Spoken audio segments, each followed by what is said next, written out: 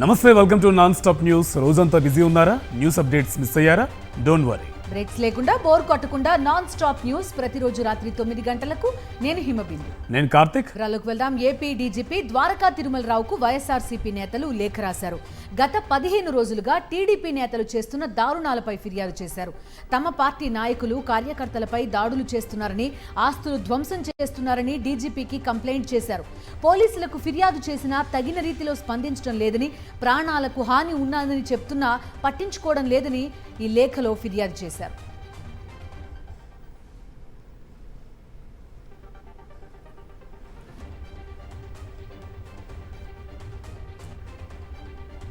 YSRCP ఆఫీసుల్లోకి TDP, Janasena నాయకులు అక్రమంగా ప్రవేశిస్తున్నారని అన్నారు. ఇప్పటి వరకు రాష్ట్రంలో 14 చోట్ల తమ కార్యాలయాల్లోకి చొరబడ్డారని, అయితే వాళ్లను పోలీసులు నియంత్రించలేదన్నారు. అక్రమాలకు పాల్పడుతున్న వారికి పోలీసులే దన్నుగా నిలబడ్డారంటూ డీజీపీకి కంప్లైంట్ చేశారు. నిర్లక్ష్యంగా వ్యవహరించిన పోలీసు అధికారులపై చర్యలు తీసుకోవాలని కోరారు వైఎస్ఆర్సీపీ నేతలు.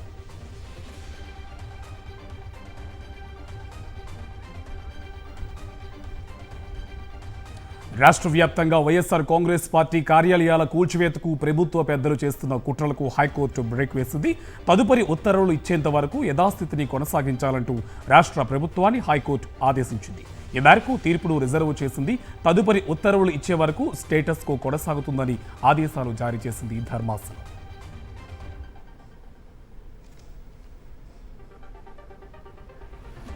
మాచర్ల మాజీ ఎమ్మెల్యే పిన్నెల్లిపై దాడికి ప్రయత్నించారు టీడీపీ నేత కొమ్మెర శివ. మాచర్లలో మ్యాజిస్ట్రేట్ ముందు పిన్నెల్లి రామకృష్ణారెడ్డిని హాజరుపరిచే సమయంలో ఈ ఘటన చోటు చేసుకుంది. పిన్నెల్లిని ముందుకు కదలనివ్వకుండా అడ్డంగా నిలబడ్డ టీడీపీ నాయకుడు శివ పిన్నెల్లిపై అసభ్య పదజాలంతో తిడుతూ రెచ్చగొట్టే ప్రయత్నం చేశాడు. పోలీసుల సమక్షంలోనే కొమ్మెర శివ ఇటువంటి దుర్మార్గానికి ఒడిగట్టాడు. అయితే శివను పక్కకు నెట్టేసి మ్యాజిస్ట్రేట్ ముందుకు వెళ్లారు మాజీ ఎమ్మెల్యే పిన్నెల్లి రామకృష్ణారెడ్డి.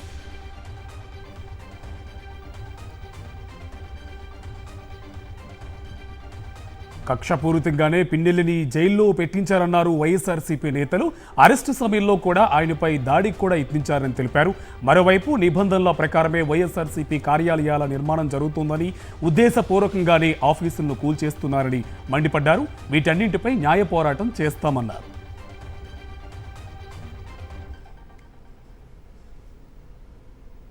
రావడానికి వీలు లేదు అనేటువంటి ఒక దురుద్దేశంతో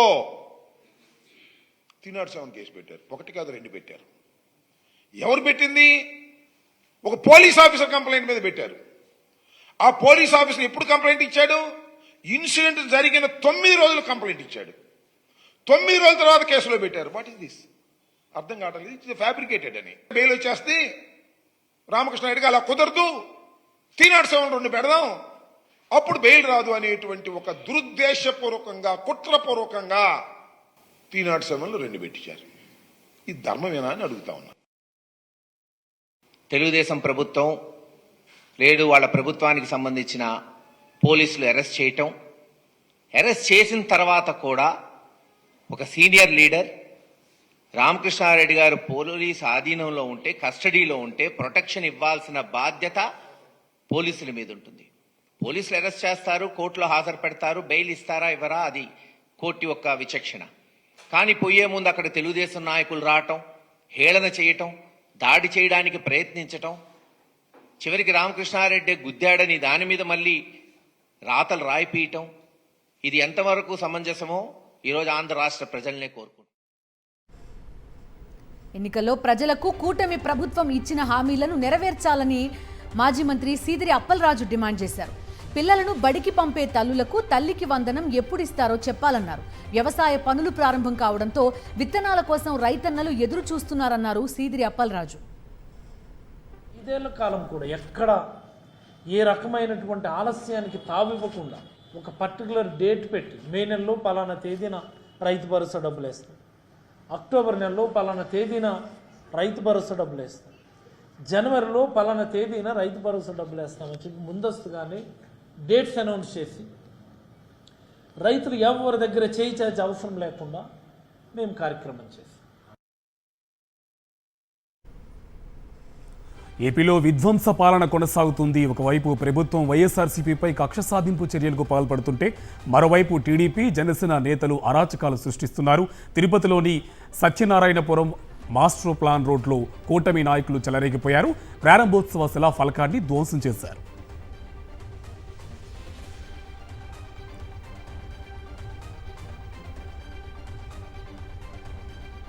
ఇటు గుంటూరు జిల్లాలో నేతల అరాచకం ఇంకా కొనసాగుతూనే ఉంది. వైఎస్ఆర్సీపీ కార్యకర్తల ఇళ్లపై దాడులు చేస్తున్నారు. ప్రతిపాడు నియోజకవర్గం గార్లపాడులో వైఎస్ఆర్ కాంగ్రెస్ పార్టీకి ఓటు వేశారనే కారణంతో దళితుల ఇళ్లపై దాడి చేశారు. వారి ఇళ్లను పూర్తిగా ధ్వంసం చేశారు. మహిళలపై విచక్షణారహితంగా దాడి చేశారు. మహిళలు తీవ్రంగా గాయపడ్డారు. గాయపడిన వారు గుంటూరు ప్రభుత్వాసుపత్రిలో చికిత్స పొందుతున్నారు. టీడీపీ నేతలు అర్ధరాత్రి ఇంటికొచ్చి విచక్షణ రహితంగా తమపై దాడి చేశారని చెప్తున్నారు. పోలీసులు కూడా పట్టించుకోవడం లేదని ఆగ్రహం వ్యక్తం చేస్తున్నారు మహిళలు. గెలిచిన కానించి 4వ తారీఖు కానించి మా మీద దాడి చేస్తానే ఉండరు. బుల్లిగా నిన్ను చంపేస్తాం, అది రత్తే నిన్ను చంపేస్తాం, నీ కూతుర్ని చంపేస్తాం, మీ అమ్మట వచ్చిన వాళ్ళు కూడా అందరిని చంపేస్తాం. తెలుగుదేశం వాళ్ళు మా ఇళ్ల మీదకి వచ్చి వైసీపీ వాళ్ళ మీదకి మమ్మల్ని ఇళ్ల కాళ్ళు లేకుండా మిమ్మల్ని చంపేస్తాం, మిమ్మల్ని బతకనేమో, మిమ్మల్ని పోలీసులు ఉన్నప్పుడే సిఐ గారు వచ్చిన సిఐ గారు మమ్మల్నే గదుగుతున్నారు, పోలీసులు మమ్మల్నే గదుగుతున్నారు, కొట్టారు మమ్మల్ని. తూర్పుగోదావరి జిల్లా జగన్నాథపురం సచివాలయ మహిళా ఉద్యోగిపై టీడీపీ నేత బెదిరింపులకు దిగాడు.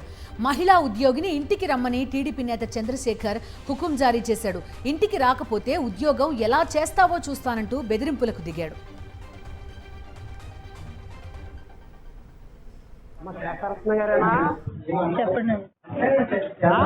చెప్పండి. నా పేరు శేఖర్ అమ్మా, నేను జగన్నాథపురం మాజీ ఉపసర్పంచ్. చెప్పండి. రామకృష్ణ గారు ఏమైనా చెప్పారా మీకు? ఇది కూడా రామకృష్ణ గారా? మీ ఇంటికి రమ్మన్నారంటే ఎందుకండి? మాట్లాడే పదం తల్లి. సచివాలయంకి రండి. సచివాలయానికి రాను. ఇంటికి ఎలా వస్తారండి? ఇంటికి రావాలి అమ్మా. మీరు గ్రామ స్థాయి ఉద్యోగస్తులే, మీరేమీ మండల స్థాయి ఉద్యోగస్తులు కాదు. మా దగ్గర ఉద్యోగస్తులైనా ఏదైనా ఇంటికి ఎలా వస్తామండి? మాట్లాడే పని ఉందండి. నీకు రాలేకపోతే మీకు ఏదన్నా ఉంటే సచివాలయంకి వచ్చి మాట్లాడండి. సచివాలయానికి రావాల్సినటువంటి అవసరం లేదు. ఒకటి. రెండోది, మీకు నేను తెలుగుదేశం పార్టీ గెలిచిన రోజే చెప్పాను, మీ ఊళ్ళో ఉద్యోగం చేయాలంటే నాకు కనపడాలమ్మా అని చెప్పేసి. సీఎం చంద్రబాబు తీసుకున్న ఎస్సీ వర్గీకరణ నిర్ణయాన్ని వ్యతిరేకిస్తూ కర్నూలు జిల్లాలో మాల మహానాడు నాయకులు ఆందోళన నిర్వహించారు. పాత బస్టాండ్ వద్ద ఉన్న అంబేద్కర్ విగ్రహం వద్ద ఆందోళన తెలిపారు. రాష్ట్రంలో ఎస్సీ సామాజిక వర్గాన్ని రెండుగా చీల్చే కుల రాజకీయాలు కుట్రలు చేయొద్దని హెచ్చరించారు. 2004లో సుప్రీంకోర్టు ఆదేశాలను కాదని సీఎం చంద్రబాబు నిర్ణయం తీసుకోవడం దుర్మార్గమన్నారు. ఎస్సీ వర్గీకరణ నిర్ణయాన్ని ఉపసంహరించుకోకపోతే రాష్ట్ర వ్యాప్తంగా ఆందోళనలు చేస్తామని స్పష్టం చేశారు మాల మహానాడు నేతలు. ఈరోజు ఆయన మందకృష్ణ మాదిగ మాట ఎవరింటే వాళ్ళ ప్రభుత్వము కూలి పడిపోతుంది. కాబట్టి మా మోడీ గారికి తెలియదు, చంద్రబాబు నాయుడు గారికి అన్ని తెలిసి కూడా మళ్ళా ఏబీసీలు చేస్తా అంటున్నాడు. నెక్స్ట్ 2029లో చంద్రబాబు నాయుడిని చిత్తుగా మేము ఓడగొడతాము. కాబట్టి చంద్రబాబు నాయుడు ఇంతతో మీరు మాదిగలకి సపోర్ట్గా చేసి వర్గీకరణ చేస్తామని, అన్ని జిల్లాల వైపు చేస్తామని మీరు అంటే, మీరు ఎక్కడికి వచ్చినా మేము గేరావు చేస్తాం, మిమ్మల్ని మేము అడ్డుకుంటాము మాలమానాడు తరఫున. జీవన్ రెడ్డి విషయంలో తమ వైపు సమన్వయం లేక గందరగోళం తలెత్తిందన్నారు సీఎం రేవంత్ రెడ్డి. జీవన్ రెడ్డి అనుభవాన్ని దృష్టిలో ఉంచుకుని ఆయన గౌరవానికి భంగం కలగకుండా చూస్తామన్నారు రేవంత్. కొన్ని గోతికాడి నక్కలు ఏదైనా జరిగితే బాగుండు, లేకపోతే ఒంటె పెదాలకు నక్కలు ఆశపడ్డట్టు పెద్దలు జీవన్ రెడ్డి గారి చర్యల వల్ల కాంగ్రెస్ ప్రభుత్వానికి, కాంగ్రెస్ పార్టీకి నష్టం జరగాలి అని ఏవైతే గుంట నక్కలు ఎదురు చూసినాయో వాళ్ళకి పెద్దలు జీవన్ రెడ్డి గారు ఎలాంటి అవకాశం ఇవ్వలేదు. ఎందుకంటే వారి అనుభవం, కాంగ్రెస్ పార్టీ పట్ల వారికి ఉన్న కమిట్మెంట్ ఇలాంటి ఆశించే వాళ్ళకి అర్థం కాదు. పార్టీ ఆదేశించింది, చేపట్టాలని చెప్పింది, అవి తప్పకుండా అమలు చేస్తామని చెప్పి ఈ సందర్భంగా మీ ద్వారా అందరికీ తెలియజేస్తున్నాం. విద్యుత్ కమిషన్పై స్టే ఇచ్చేందుకు హైకోర్టు నిరాకరించింది. పవర్ కమిషన్పై రేపటి వరకు కేసీఆర్ తరపు న్యాయవాది నిబంధనలకు విరుద్ధంగా కమిషన్ను ఏర్పాటు చేశారని కోర్టుకు తెలిపారు. ఇది పూర్తిగా పొలిటికల్ ఎజెండాతో వేసిన కమిషన్ అని, జూన్ 30 లోపు రిపోర్ట్ ఇవ్వాలన్న ఒత్తిడి కమిషన్పై ఉందని అన్నారు. అందుకే రిప్లై అడగకుండానే ప్రెస్ మీట్లో అక్రమాలు జరిగినట్టు ప్రకటించారని కోర్టుకు తెలిపారు. రేపు ప్రభుత్వం తరపు వాదనలను సుదర్శన్ రెడ్డి వినిపించనున్నారు.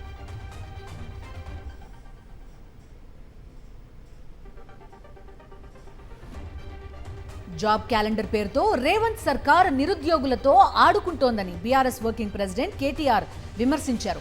మెగా డిఎస్సి దగా డిఎస్సిగా మారిందన్నారు. నోటిఫికేషన్లు, గ్రూప్స్ పోస్టులు పెంచుతామని చెప్పి మోసం చేశారన్నారు. సాంకేతిక సమస్యలు చెప్పి సర్కార్ తప్పించుకునే ప్రయత్నం చేస్తోందని మండిపడ్డారు. అసెంబ్లీ ప్రజాక్షేత్రంలో కాంగ్రెస్ ప్రభుత్వాన్ని నిలదీస్తామన్నారు.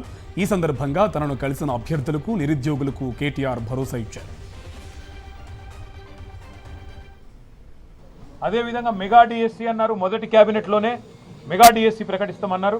మరి ఇప్పటిదాకా ఈ ప్రభుత్వం వచ్చిన తర్వాత, కాంగ్రెస్ ప్రభుత్వం వచ్చిన తర్వాత రెండు పనులు చేసినారు. కేసీఆర్ గారి ప్రభుత్వంలో ఇచ్చిన గ్రూప్ 1 నోటిఫికేషన్ రద్దు చేసి తిరిగి 60 పోస్టులు యాడ్ చేసి కొత్తగా రీనోటిఫై చేసినారు. మెగా డిఎస్సి అన్నారు, దగా డిఎస్సి చేసినారు. కేసీఆర్ గారు 5,000 ఉద్యోగాలతో డిఎస్సి ప్రకటిస్తే దాన్ని రద్దు చేసి ఇంకొక 5,000 మాత్రమే కలిపి ఇవాళ రెండోసారి మళ్ళీ డిఎస్సి అని మోసం చేసే ప్రయత్నం చేస్తూ ఉన్నారు.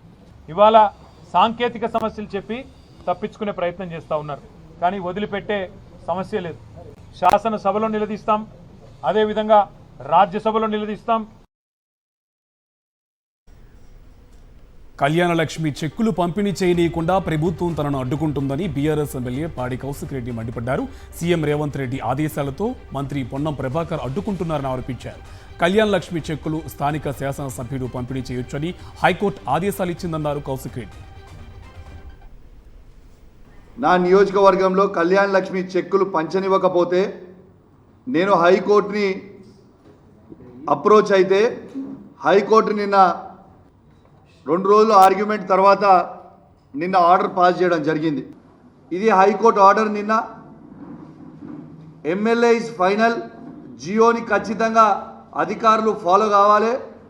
కలెక్టర్ గారు, ఆర్డీఓలు, ఎంఆర్ఓలు ఖచ్చితంగా ఫాలో కావాలని నిన్న హైకోర్టు ఆర్డర్ కూడా ఇవ్వడం జరిగింది. ఎమ్మెల్యేల అనర్హత పిటిషన్పై విచారణను తెలంగాణ హైకోర్టు వచ్చే నెల 3కు వాయిదా వేసింది. బీఆర్ఎస్ నుంచి కాంగ్రెస్లోకి వెళ్లిన దానం నాగేందర్, కడియం శ్రీహరి, తెల్లం వెంకట్రావుపై అనర్హత వేటు వేయాలని బీఆర్ఎస్ ఎమ్మెల్యేలు కౌశిక్ రెడ్డి, వివేకానంద పిటిషన్లు దాఖలు చేశారు.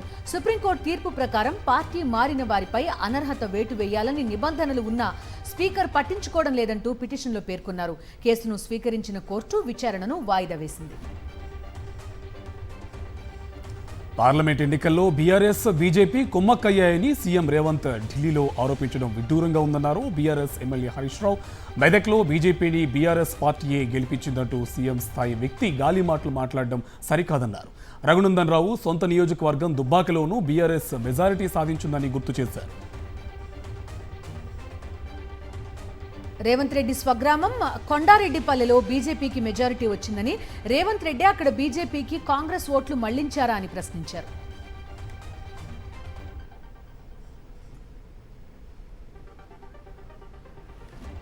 భద్రాద్రి కొత్తగూడెం జిల్లా సీతారాం సాగర్ ప్రాజెక్టులోని పంప్ హౌస్ ట్రయల్ రన్ ప్రారంభించారు మంత్రి తుమ్మల నాగేశ్వరరావు. గోదావరి జలాలను ఉమ్మడి ఖమ్మం జిల్లా అంతటికీ అందించడమే తన లక్ష్యమన్న తుమ్మల ఆ దిశగా వేగంగా అడుగులు పడుతున్నాయన్నారు.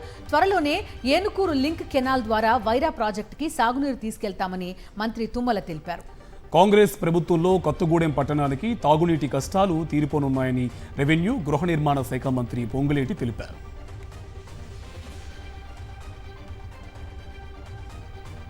మద్దర్లకు అడ్డాగా old city మారుతుందంటూ Goshamahal MLA Raja Singh ఆరోపించారు. అర్ధరాత్రి వరకు దుకాణాలు తెరిచి ఉంచుతూ ఉండడంతోనే ఈ ఘటనలు జరుగుతున్నాయన్నారు. సమర్థవంతంగా పనిచేస్తున్న పోలీసులకు ఎంఐఎం నేతలు ఒత్తిడి చేస్తున్నారని, ఎంపీ అసదుద్దీన్ వారిని బెదిరిస్తున్నారంటూ రాజాసింగ్ మండిపడ్డారు. హైదరాబాద్ గడ్డ మర్డర్లకి అడ్డా. ఇవాళ మనం చూస్తున్నాం ఈ ఒక్క నెల అంటే ఈ జూన్ నెలలో ఎన్ని మర్డర్లు అయినాయి. దానికి కంట్రోల్ చేయడానికి ఈ మర్డర్ లేక కావద్దు దానికి కంట్రోల్ చేయడానికి పోలీసు వాళ్ళు వాళ్ళ స్టైల్లో వాళ్ళు పనిచేస్తున్నారు. నైట్ పూట అక్కడిక్కడ ఎవరైనా కూర్చుంటే వాళ్ళపైన యాక్షన్ తీసుకుంటున్నారు. హోటలు నైట్ పూట ఈ ఓపెన్ పెడితే వాళ్ళపైన యాక్షన్ తీసుకుంటున్నారు. నీకు బాధ అయింది. బీఆర్ఎస్ అధినేత మాజీ ముఖ్యమంత్రి కేసీఆర్ ఓమ్ని వ్యాన్ నడిపారు. ఓమ్ని వ్యాన్ స్టీరింగ్ ని తన చేతుల్లోకి తీసుకుని కేసీఆర్ డ్రైవ్ చేసిన వీడియో సోషల్ మీడియాలో వైరల్ అవుతోంది. తుంటి ఎముక ఆపరేషన్ తర్వాత కేసీఆర్ కర్ర సాయంతో నడుస్తున్నారు. మాన్యువల్ గా కార్ నడపమని డాక్టర్ సూచించడంతో తన పాత ఓమ్ని వ్యాన్ ని కేసీఆర్ నడిపారు.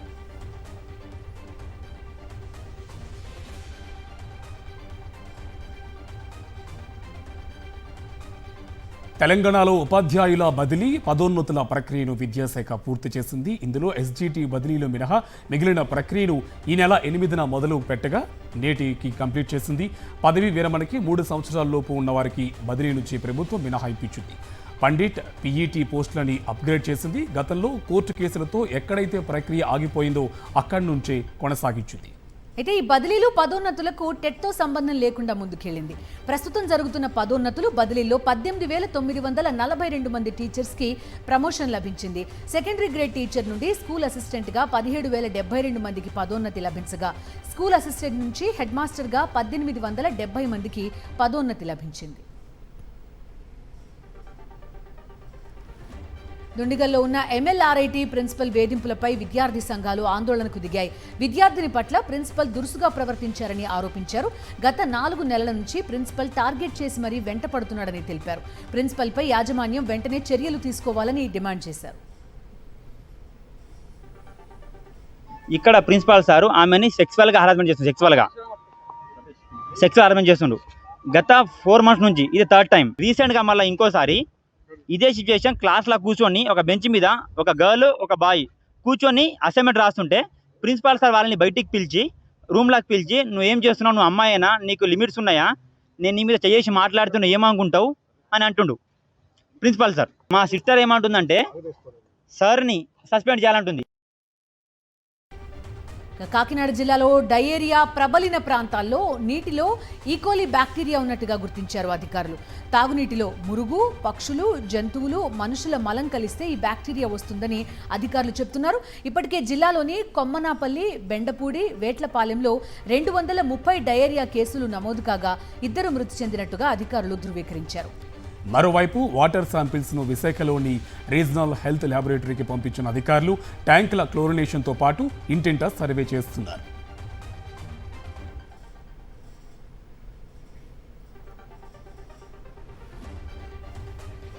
కాకినాడ జిల్లాలో పట్టుబడ్డ కోట్ల రూపాయల విలువ చేసే అక్రమ మద్యాన్ని పోలీసులు ధ్వంసం చేశారు.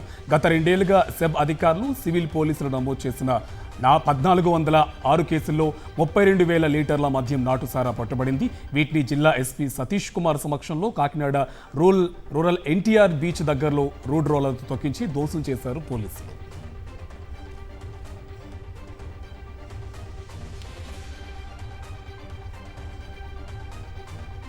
ప్రకాశం జిల్లా గిద్దలూరు మండలం దేవనగరంలో రెస్క్యూ ఆపరేషన్ సక్సెస్ అయింది. తప్పించుకు తిరుగుతున్న చిరుత ఎట్టకేలకు బోన్కు చిక్కింది. దీంతో దేవనగరం గ్రామస్తులు ఊపిరి పీల్చుకున్నారు. నిన్నటి నుంచి చిరుతను బంధించేందుకు అనేక ప్రయత్నాలు చేశారు అటవీ శాఖ అధికారులు.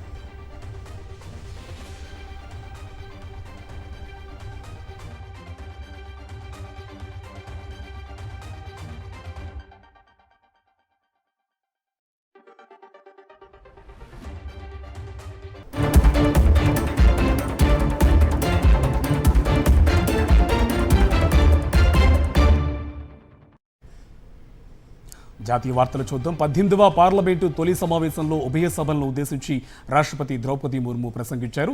కొత్తగా ఎన్నికైన సభ్యులను ఆమె అభినందించారు. దేశ ప్రజల విశ్వాసం గెలిచి సభకు ఎన్నికయ్యారంటూ కొనియాడారు. ప్రజల నమ్మకాన్ని పార్లమెంటు సభ్యులు ఒమ్ము చేయరని ఆశిస్తున్నామని చెప్పారు రాష్ట్రపతి ద్రౌపది ముర్ము.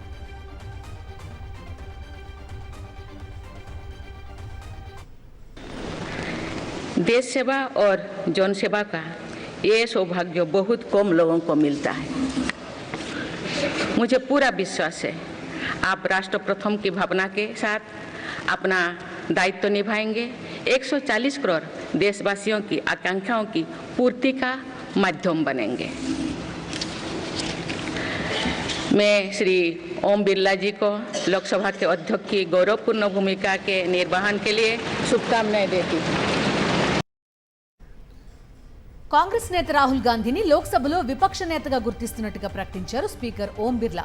రాష్ట్రపతి ప్రసంగం అనంతరం సభ సమావేశం కాగానే ప్రతిపక్ష నేత రాహుల్కు శుభాకాంక్షలు తెలిపారు సభాపతి.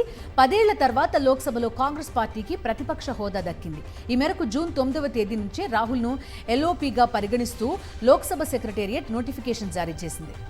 విపక్ష నేత హోదాలో కేబినెట్ మంత్రి ర్యాంకు జీతం, సౌకర్యాలు అందుకుంటారు Rahul Gandhi. NEET UGC NET paper leakage అక్రమాలకు వ్యతిరేకంగా ఢిల్లీలో విద్యార్థులు చేపట్టిన ఆందోళన ఉద్రిక్తతలకు దారితీసింది. నిరసనకారులు నేషనల్ టెస్టింగ్ ఏజెన్సీ ఆఫీసులోకి దూసుకెళ్లడంతో పరిస్థితి ఉద్రిక్తంగా మారింది. కాంగ్రెస్ విద్యార్థి విభాగం ఎన్ఎస్యుఐకు చెందిన దాదాపు 100 మంది ఎన్టీఏ భవనంలోకి దూసుకువెళ్లారు. లోపల నుంచి వారంతా లాక్ చేసుకున్నారు. దీంతో ఎన్టీఏ ఆఫీస్ వద్ద ఉద్రిక్త వాతావరణం నెలకొంది. ఆందోళనకారులు కార్యాలయం లోపలికి పరిగెడుతున్న దృశ్యాలు సోషల్ మీడియాలో వైరల్ అయ్యాయి.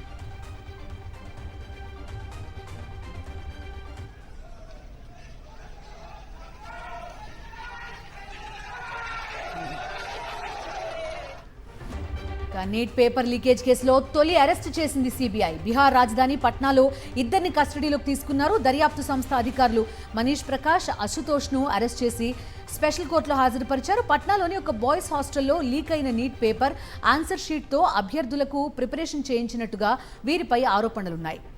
అభ్యర్థులను మనీష్ తన కారులో హాస్టల్ వద్దకు తీసుకొచ్చాడని విచారణలో వెల్లడైంది.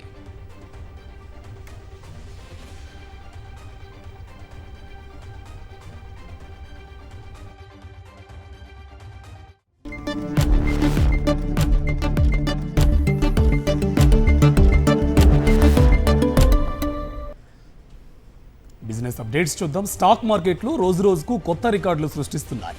సెన్సెక్స్ 79,000 మార్కులు చేరి ఆల్ టైమ్ హైకు చేరింది.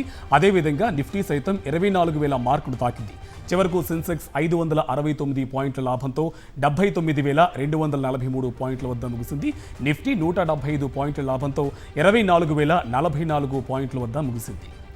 సెక్టర్ సూచీల్లో టెక్ సూచీలు 1.59%, పవర్ సూచీలు 1.74%, టెలికమ్యూనికేషన్స్ సూచీలు 1.18%, ఐటీ సూచీలు 1.65% లాభపడ్డాయి. ప్రపంచ మార్కెట్లో కొన్ని రకాల భారతీయ ఔషధాలు అనుమతి నిరాకరణతో ఇండియన్ ఫార్మాస్యూటికల్ ఎగుమతులపై తీవ్ర ప్రభావం పడుతుందని ఫార్మాక్సిల్ అంటోంది. 2023-24 ఆర్థిక సంవత్సరంలో భారతీయ ఫార్మా ఎగుమతులు 27.85 బిలియన్స్గా ఉన్నాయని, 11% వృద్ధి నమోదు చేస్తున్నాయని ఫార్మాక్సిల్ డైరెక్టర్ జనరల్ ఉదయ్ భాస్కర్ అన్నారు. బంగ్లాదేశ్, ఇండోనేషియా, వియత్నాం జనరిక్ మందుల తయారీదారుల నుంచి పోటీ బాగా పెరిగిందని, ఇటువంటి సమయంలో బయోసిమిలర్స్ పైన దృష్టి పెట్టాల్సిన అవసరం ఉందని ఆయన తెలిపారు.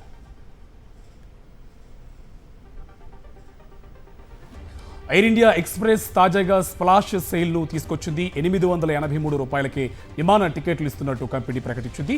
కరోనా తర్వాత 1000 రూపాయల కంటే తక్కువ ధరకే విమాన టికెట్లు ఇస్తున్న కంపెనీ ఎయిర్ ఇండియా. సెప్టెంబర్ 30 వరకు చేసే ప్రయాణాల కోసం జూన్ 28 వరకు చేసుకునే బుకింగ్స్కి మాత్రమే ఇవి వర్తిస్తాయని సంస్థ తెలియజేసింది. దీంతో పాటుగా zero check in baggage express ఫ్లైట్కు ప్రత్యేక డిస్కౌంట్స్తో ఎక్స్క్లూజివ్ యాక్సెస్ పొందే అవకాశం ఉందని ఎయిర్ ఇండియా తెలిపింది.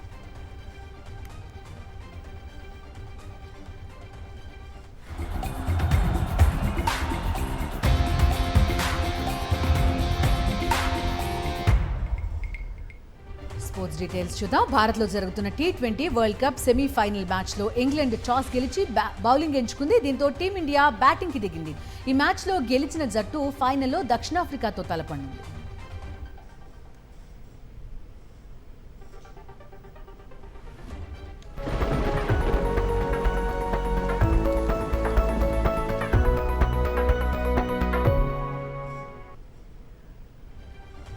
అప్డేట్స్ చూద్దాం. హైదరాబాద్లో వర్షం దంచుకొట్టింది. సుమారు గంట పాటు కురిసిన వానకు నగరం స్తంభించింది. ఎల్బీనగర్, దిల్సుఖ్ నగర్, కుషాయిగూడ, సికింద్రాబాద్, ఉప్పల్, కూకట్పల్లి, జూబ్లీహిల్స్, బంజారాహిల్స్, మాదాపూర్, మెహదీపట్నం సహా అనేక ప్రాంతాల్లో భారీగా వర్షం పడింది. దీంతో రోడ్లు జలమయమయ్యాయి. లోతట్టు ప్రాంతాల్లో భారీగా నీళ్లు చేరాయి. రోడ్లపై నీరు నిలవడంతో భారీగా ట్రాఫిక్ జామ్ అయింది. కిలోమీటర్ల మేర వాహనాలు నిలిచిపోయాయి. రద్దీగా ఉన్న ఏరియాల్లో వాహనదారులకు నరకం కనిపించింది. రానున్న 3 రోజులు మోస్తరు నుంచి భారీ వర్షాలు కురిసే అవకాశం ఉందని వాతావరణ శాఖ ఇప్పటికే వెదర్ రిపోర్టులు వెల్లడించింది. దీంతో అధికారులు అప్రమత్తమయ్యారు. వాటర్ లాగింగ్ ప్రాంతాల్లో ప్రత్యేక చర్యలు తీసుకోవడంతో పాటుగా లోతట్టు ప్రాంతాల ప్రజలను అలర్ట్ చేశారు. హైదరాబాద్ వ్యాప్తంగా DRF బృందాలు సమస్యాత్మక ప్రాంతాల్లో సిద్ధంగా ఉన్నాయి.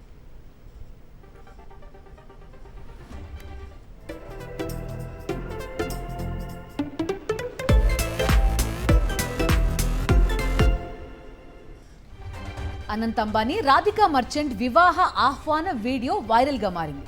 గతంలో మాదిరిగానే అంబానీ కుటుంబం అతిథులను ఆహ్వానించడంలో తమ ప్రత్యేకత చాటుకుంటోంది. హిందూ సంప్రదాయాలను పాటిస్తూ తమ దైవభక్తిని చాటుకుంటోంది. హిందూ దేవుళ్ల ప్రతిమలతో అనంత్ అంబానీ, రాధికా మర్చెంట్ వివాహ ఆహ్వాన పత్రికను రూపొందించారు.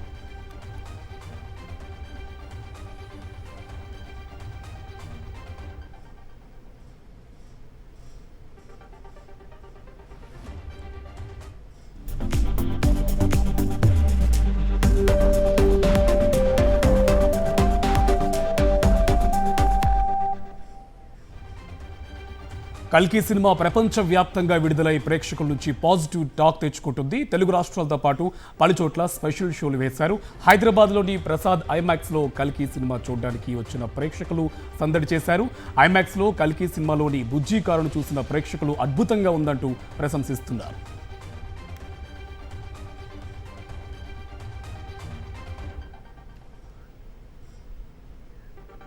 మరిన్ని సినిమా అప్డేట్స్ స్క్రీన్ 90లో చూద్దాం. వరుణ్ తేజ్ నటిస్తున్న మట్కా మూవీకి బడ్జెట్ పెరిగిపోతోందట. ఈ కారణంగా వరుణ్ తన పారితోషికాన్ని సగం తగ్గించుకున్నాడని సమాచారం. కార్తీక్ సుబ్బరాజు దర్శకత్వంలో సూర్య కెరీర్లో 44వ సినిమా రూపొందుతోంది. ఈ మూవీ షూటింగ్ అండమాన్ ఐలాండ్ లో జరుగుతోంది. శివకార్తికేయన్, AR మురుగదాస్ కాంబోలో సినిమా చేస్తున్నాడు. ఈ మూవీలో national crush Rashmika Mandanna heroine గా నటించే అవకాశాలు ఉన్నాయట. నాసామి రంగ మూవీతో గుర్తింపు తెచ్చుకున్న ఆషికా రంగనాథ్ కార్తీ హీరోగా నటించబోతున్న సర్దార్ 2లో ఓ హీరోయిన్ గా ఎంపికైందట. చిమటా రమేష్ బాబు స్వీయ దర్శకత్వంలో రూపొందుతున్న నేను కీర్తన మూవీ నుండి కొంచెం కొంచెం అనే సాగే స్పెషల్ సాంగ్ ను నటుడు మురళీమోహన్ ఆవిష్కరించారు. చంద్రశేఖర్ రాథోడ్, కాశ్వీ చందన్ హీరోయిన్లుగా నటిస్తున్న గ్యాంగ్స్టర్ మూవీ టీజర్ లాంచ్ అయింది.